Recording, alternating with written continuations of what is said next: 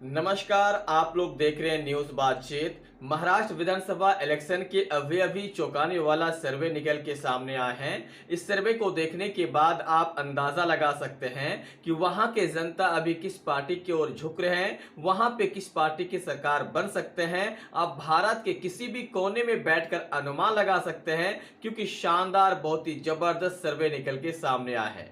यह सर्वे खास करके किया गया है हमारे देश के प्रधानमंत्री मोदी के चेहरे और विपक्ष के सबसे बड़े चेहरे राहुल गांधी को लेकर किया गया है। क्योंकि आपको मालूम है अभी देश में सबसे ज्यादा अगर कोई पॉपुलर है तो देश के प्रधानमंत्री मोदी, उसके बाद अगर कोई पॉपुलर हो रहे हैं तो है हमारा राहुल गांधी। क्योंकि ये दोनों हमारे देश के बहुत ही शानदार नेता साबित हो रहे हैं और लोग पसंद भी कर रहे हैं। इसी के चेहरे को लेकर सर्वे किया गया है।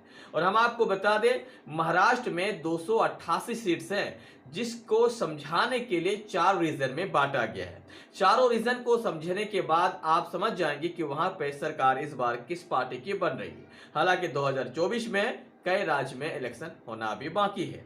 तो सबसे पहले हम आपको बता दें, दक्षिण महाराष्ट्र के अंदर सबसे पहले आते हैं दक्षिण महाराष्ट्र, जिसमें 50 सीट है और इन 50 सीट में इंडिया गठबंधन 34 सीट जीतने में कामयाब हो रहे हैं। एनडीए के पास 15 सीट्स और अदर के खाते में 1 सीट्स।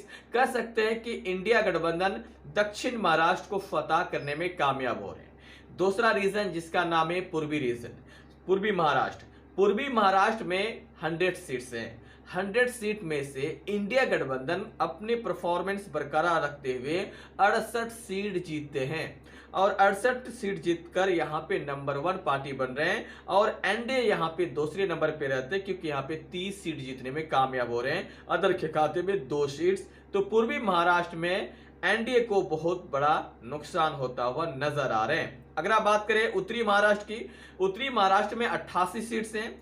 इन 88 सीट्स में से इंडिया गठबंधन को 58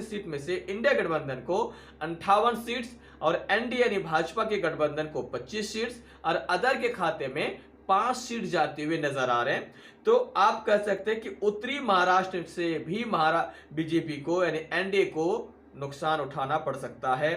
पश्चिमी महाराष्ट्र में 50 सीट्स है और इन 50 सीट में से इंडिया अलायंस को 30 सीट्स और एनडीए अलायंस को 18 सीट्स, अदर के खाते में 2 सीट्स। इस प्रकार से कहा जाए तो यहां पे भी भारतीय जनता पार्टी पीछे है।